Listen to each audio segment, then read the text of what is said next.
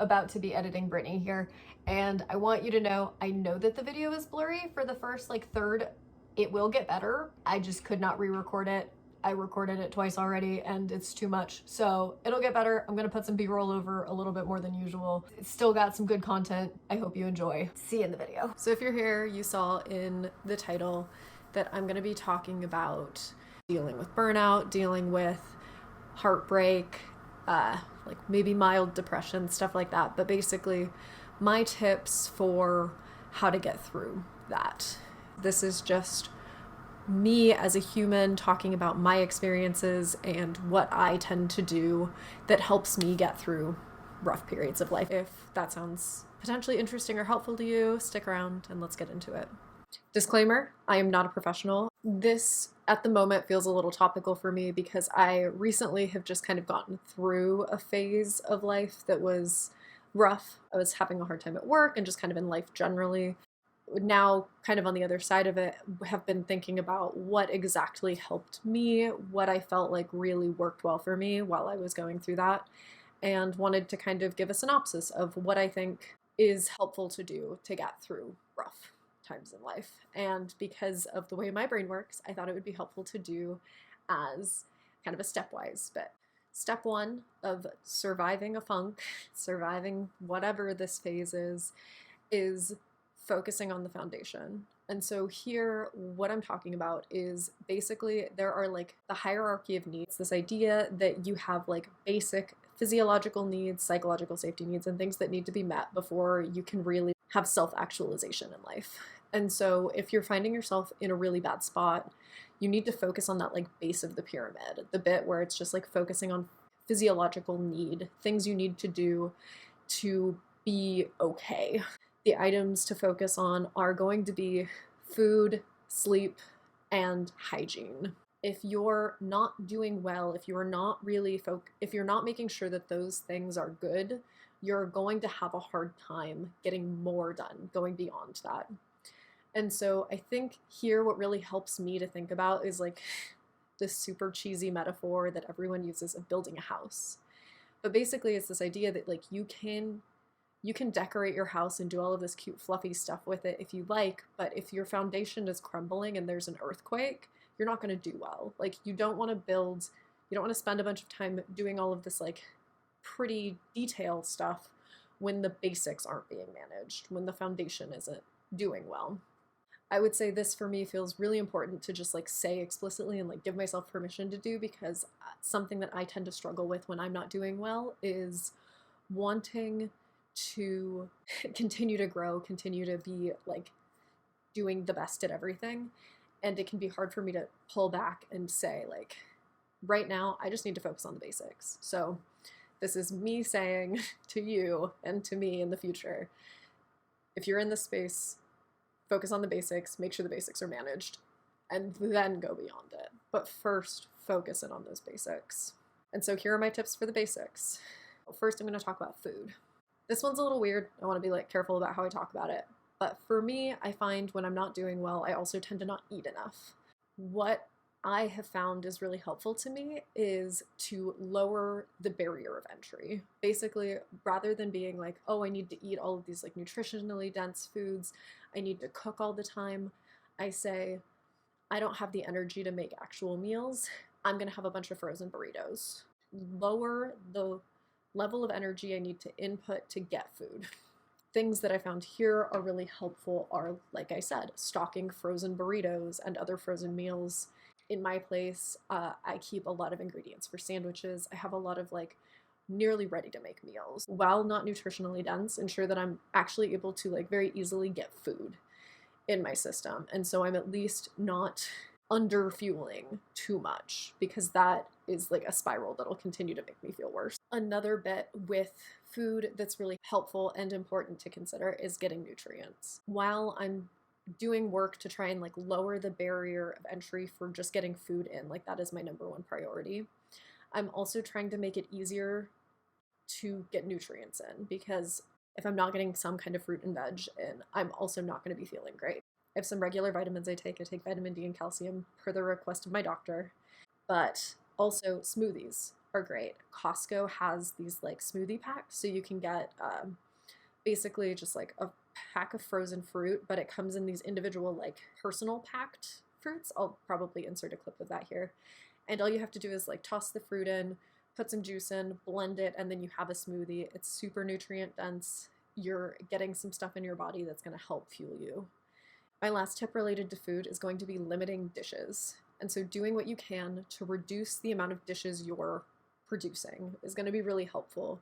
This is going to be doing more single pan dishes, doing more things you can heat up on a plate, stuff where you're not creating more work for yourself on the back end is also just going to be really helpful, because reducing the amount of dishes you're doing is going to make it easier to also not have a bunch of dirty dishes that you have to clean in order to get food. Those are my like 3 major food tips that tend to help me kind of move through and continue to take care of myself in that way. Next, physiological need we're going to talk about is sleep. Sleep is super important, and it's also one of those things that's a little bit like tricky, because you want to make sure you're getting enough sleep. It's really important to get enough sleep, but you also want to avoid oversleeping, because getting too much sleep is also not going to make you feel great. And so here, my trick, as lame as it feels, is to schedule. I will have a pretty strict bedtime and a relatively strict wake up time. And not to say that I'm not going to like sleep in if I need to, and I may stay up late, but I have like alarms on my phone and time restrictions set on my phone to ensure that I'm kind of like using windows for my sleep and kind of forcing a schedule in. Ways to do this successfully is going to be especially like leveraging downtime on your phone. Avoiding electronics after certain hours is going to help make it so you can go to sleep at a certain time. Beyond that, having a bit of a nighttime routine is really helpful. I know a lot of people have like super crazy nighttime routine. I wouldn't go that far, but for me, I have like a sleepy time tea that I drink most nights, and then I always make sure to wash my face, brush and floss my teeth. Nighttime routine, super helpful. Don't make it super extreme. It doesn't need to be something that's like difficult to do. You want it to just be enough to like get you into your bedtime routine. And then another like final major thing that really helps me with like the sleeping stuff is to leverage lighting. It sounds really weird, but basically when it is daytime, when you need to be awake, turn all the lights on, make it very bright in your space. It helps to send, like, it signals to your brain that it is daytime and it's time to be awake and it's time to do things or move around or something. And then as it starts to get to nighttime and you need to start to wind down, lower the lights. I have string lights all around my house. I have a lot of candles, and so rather than having my overhead lights on at that point or any really like bright lights, I'll lower all the lights down. I'll only use my string lights. I'll use candlelight, and it'll really help me to feel like it's nighttime and start to get into like bedtime zone and send the signals to my brain like, okay, it's gonna be time to go to bed soon.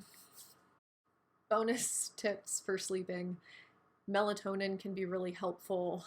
It's an over-the-counter, and it can help just like kind of get you into sleepy time mode. I also, kind of in the spirit of leveraging lights, I use an eye mask when I go to bed. It helps me to like keep my eyes closed, and even if my eyes aren't closed, it's like pitch black, so I'm not getting light in and like stimulation, so it's just way easier for me to fall asleep because I can't just be staring at the ceiling and like looking at the shadows. It's like a helpful signal to my brain. Also, listening to like sleep podcasts, soundscapes, things like that can really help. There's a lot of free resources online that can help with things like that too. And the final thing that we're going to talk about kind of in this step 1, focusing on your foundations, is hygiene. This sounds so basic, but like showering, just shower. Sometimes it feels really hard. You're like, oh my God, I have to wash my hair. But like showering, sit down in the shower if you have to, just like get underwater, clean your body. Shower, soap, clean, put on fresh clothes. It makes a world of difference. It's good for your health. Just do it. And then also maintaining a minimum level of cleanliness around your home.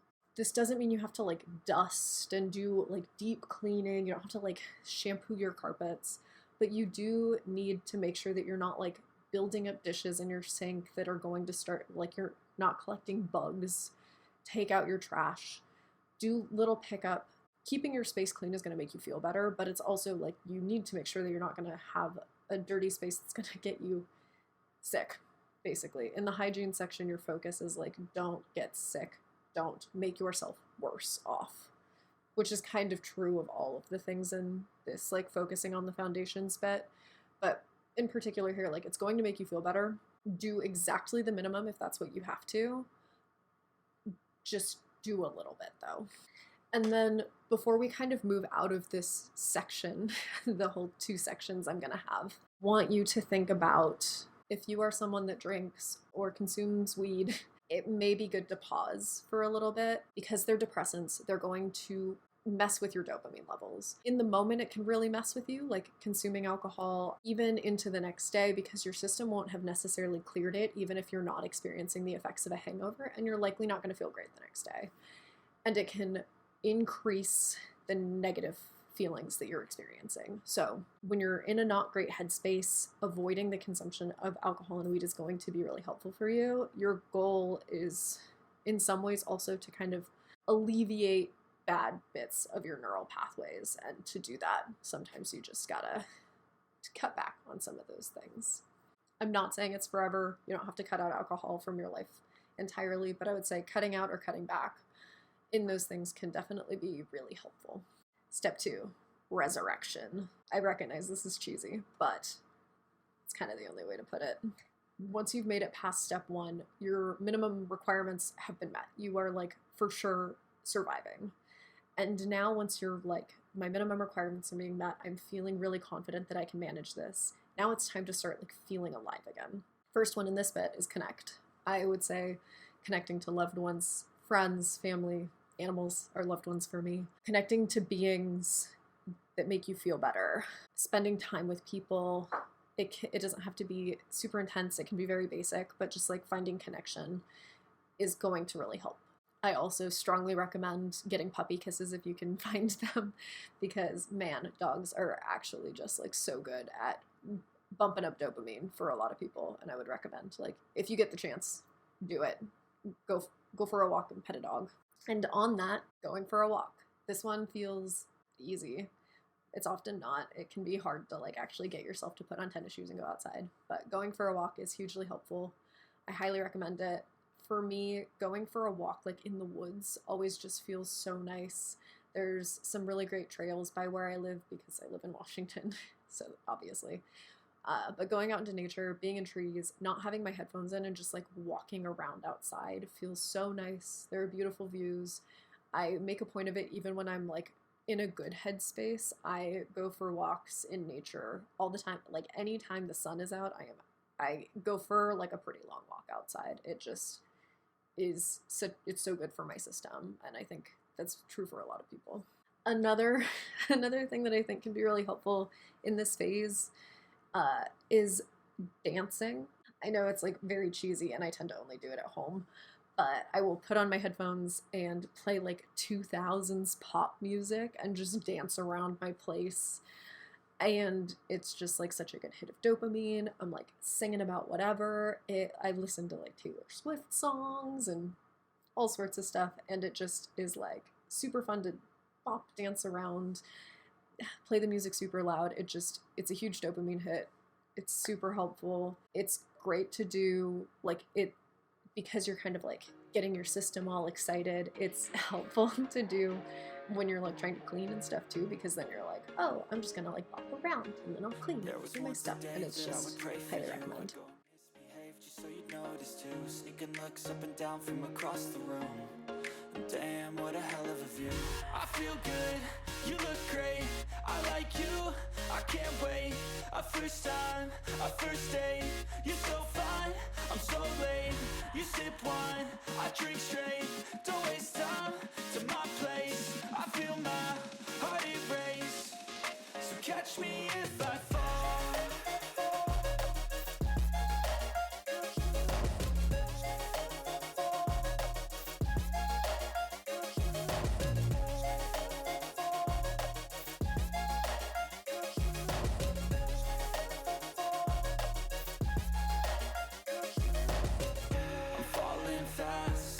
Praying that this night's gonna last. You got it all on tap, same tracks. Listen all night in the sheets all black. Said I'm falling fast. Don't remember life before you, that's facts. I feel good, you look great. I like you, I can't wait. A first time, a first date. You're so fine, I'm so late. You sip wine, I drink straight. Don't waste time to my place. I feel my heart erase. So catch me if I fall.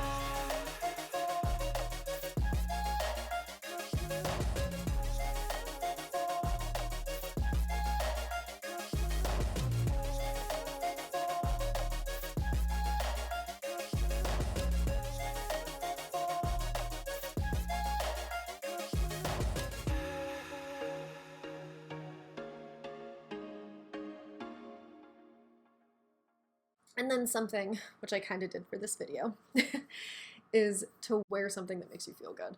This doesn't necessarily have to be like the cutest outfit ever, but something really comfortable. I have like a onesie that I also love to wear, your favorite hoodie, an outfit that makes you feel good. There's kind of different ways to do it. There's like the comfort clothes that just are really nice, and then there's the outfits that just make you feel hot. I would say both are great. Do which one feels right for you. There is something about like when you're not doing awesome, putting on an outfit, like doing your makeup a little bit, putting on an outfit that makes you feel attractive, and you're just like, damn, amazing. Even if it's just for a moment. There are probably like a million other things I could recommend. Watching comfort videos, just laying on the ground listening to music, taking a nap on your couch when the sun is hitting it, doing yoga, meditating, little things. Basically, the synopsis of this is that you want the dopamine to difficulty ratio to be high. You want to get a lot of dopamine out for the little level of difficulty you're doing. Sometimes things like having a really hard workout can make you feel awesome, but if it's too hard for you to like get to the workout so you don't do it, it's not going to help you right now. Like, you need to focus on things that will make you feel good and not be too hard to do.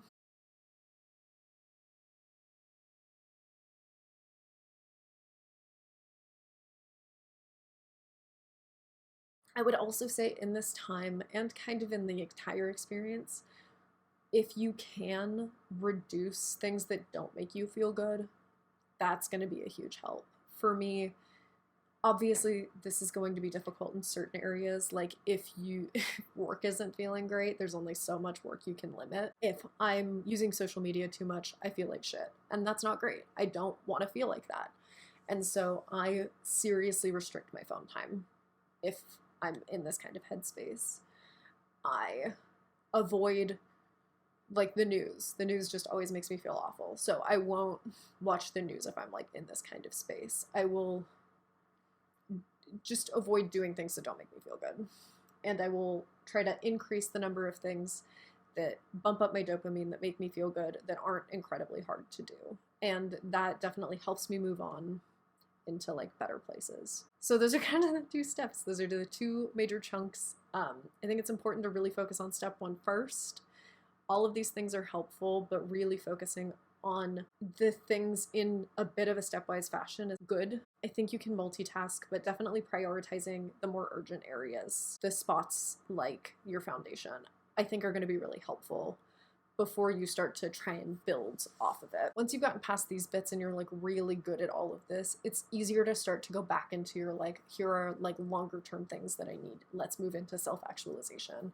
But focusing on the bottom parts of the pyramid first are going to be what get you going further. And so kind of some closing thoughts, because those are always helpful. I think here, something that always makes me feel a little bit like more at peace when I'm in this kind of headspace is knowing that nothing in life is permanent. And I know that that can sometimes feel like an ominous thought, but to me, it often feels really comforting to think that things are constantly changing. And so this moment that feels horrible isn't going to last forever, even if it is a very bad moment right now. That just brings me a lot of comfort knowing that like it might even be a minute, but at some point things will change. I will be better.